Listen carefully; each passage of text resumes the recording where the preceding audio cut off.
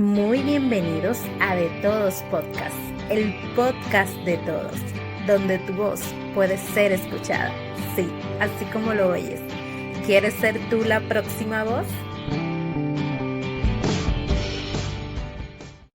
Dios les bendiga, Dios les guarde. Gracias, muchísimas gracias por estar nueva vez con nosotros en otro episodio más, el cual lo hemos dedicado a hablar sobre el fondo de emergencia. A pesar de que en el episodio pasado nuestro invitado tocó el tema de los fondos de emergencia, o más bien estableció la diferencia entre un ahorro y un fondo de emergencia, debido a las circunstancias en las que estamos viviendo actualmente, en la cual los trabajos están escasos, inciertos, no sabemos en qué momento haya una reducción de personal o algo de emergencia como una situación médica o demás. Nosotros tenemos que tener esta cualidad o esta práctica de tener un fondo de emergencia. Entonces, hemos querido hablar a más profundidad o con más profundidad sobre este tema, cómo hacerlo, qué cantidad debe de tener usted en este fondo y ciertos consejos que le vamos a dar al momento de crear un fondo de emergencia. Yo particularmente no tengo un fondo de emergencia y por eso he querido hablar de este tema, porque también quiero cultivar en mí esta práctica de tener un fondo de emergencia, el cual va a ser de mucho provecho para nosotros. Y así como usted está escuchando para aprender, yo también estoy hablando para aprender. Entonces, vamos a entrar en materia para hablar sobre este tema. Lo primero es, ya sabemos que un fondo de emergencia es un fondo destinado a unas causas específicas. Sea que usted perdió su trabajo y necesita sustentarse durante el tiempo que le toque esperar conseguir otro trabajo, o le suceda alguna emergencia con su vehículo, se dañó, demás. También puede ser una emergencia médica, tiene que incurrir en una cirugía, tiene que ser internado y demás. Estos son los tipos de emergencia que son destinados estos fondos. Una emergencia no es hacer una compra de un aparato electrónico que usted quiere en su casa, dígase un televisor, una radio o el último teléfono que salió al mercado. Una emergencia no es salir de viaje, una emergencia no es pagar un fin de semana en un hotel. Eso no son emergencias. Para esos tipos de consumos o de gustos, usted tiene que ahorrar en un fondo aparte o hacer un ahorro aparte. Entonces, ¿qué cantidad es la que se sugiere que usted tenga en ese fondo de emergencia? Como dijo nuestro invitado en el episodio anterior, esta cantidad va a depender de las circunstancias personales de cada persona, del ingreso que cuenta la familia o que cuenta usted. Entonces, lo que usted tendría que tener en cuenta es que se recomienda acumular un fondo equivalente entre 3 y 6 meses de gastos.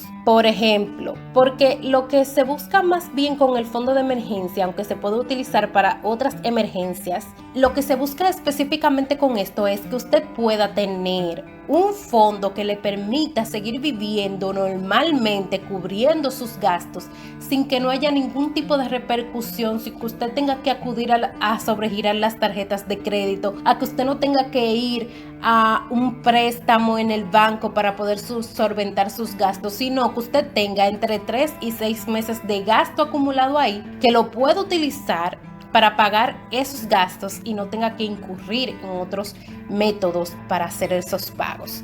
Entonces, ¿qué gastos vamos a incluir ahí? Bueno, pues usted va a incluir alquiler, o si está pagando alguna hipoteca, va a incluir la cuota de la hipoteca. Si tiene algún préstamo que usted paga mensualmente, va a incluir la cuota del préstamo.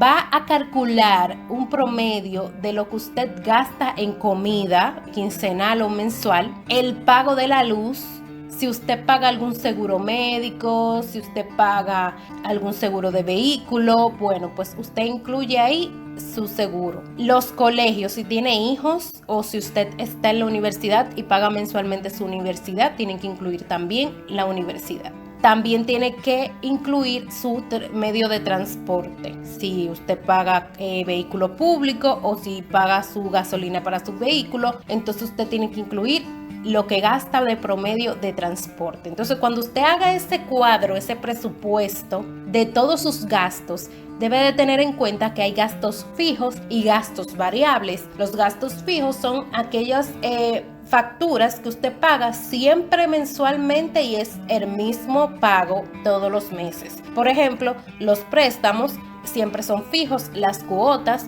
el alquiler siempre es fijo y así sucesivamente. Entonces, los variables son aquellos que usted puede que un mes aumente, puede que un mes reduzca. Todo depende de cómo vaya en ese mes. Entonces, esos gastos son como, por ejemplo, la luz. La luz nunca es el mismo monto mensualmente. También la comida, puede que un mes usted gaste más en comida y otro mes menos, y así sucesivamente, dependiendo. Entonces, esos son gastos variables. Usted hace un promedio de lo que usted gasta en esos gastos variables, valga la redundancia, hace un promedio de eso y los mensuales ya usted tiene un monto fijo y cuando usted tenga ese cuadro usted lo va a sumar todo y eso va a ser el monto que usted gasta mensual. O sea, ese va a ser lo que usted gasta mensualmente en gastos, en sus gastos. Entonces, ¿qué usted va a hacer? Entonces ya usted eso lo multiplica por 3 o por 6 meses. Entonces, así ya usted sabe cuáles son, qué es o cuánto debe de tener ese fondo de emergencia para usted poder cubrir esos gastos suyos por 3 o por 6 meses. Ahora, ¿cuáles son los consejos que yo les puedo dar para hacer este fondo de emergencia según lo que pude investigar y leer de diferentes personas estudiadas en la materia? Son los siguientes.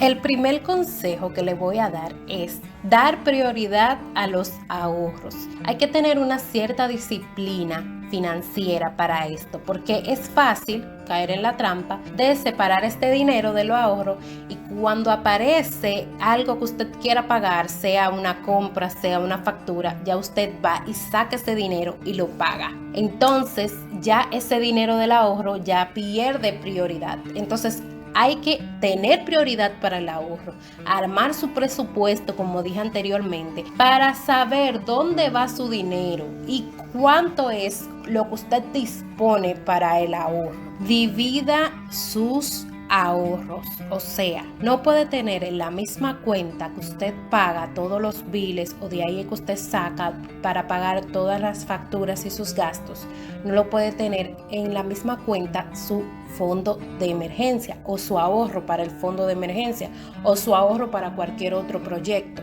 No puede tenerlo en la misma cuenta. Tiene que tener una cuenta específica para esos fines y otra cuenta para fines de pagos o donde le depositan su mensualidad en su trabajo y entonces de ahí usted saca para entonces pasar a otra cuenta de ahorro. Establezca una meta clara. Eso es otro consejo. Usted debe de saber cuánto es que usted necesita ahorrar.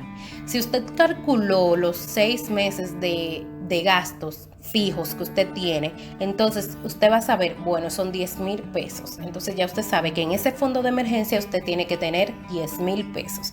Y no es que usted lo va a hacer de hoy para mañana, no, eso es una cosa de constancia y de tiempo. Si usted sabe que son 10,000 pesos y usted de su quincena o de su mensualidad puede sacar 500 pesos, bueno, pues ya usted sabe que usted va a durar tanto tiempo juntando esos 500 pesos hasta llegar a 10,000. No es que usted va de la noche a la mañana a hacer ese fondo de emergencia, no. Eso toma su tiempo y hay que tener paciencia, pero hay que tener disciplina para constantemente estar sacando ese monto y depositándolo ahí y no utilizarlo para nada más que no sea una emergencia. Hay que tener eso bien claro. Los ahorros se van separando poco a poco.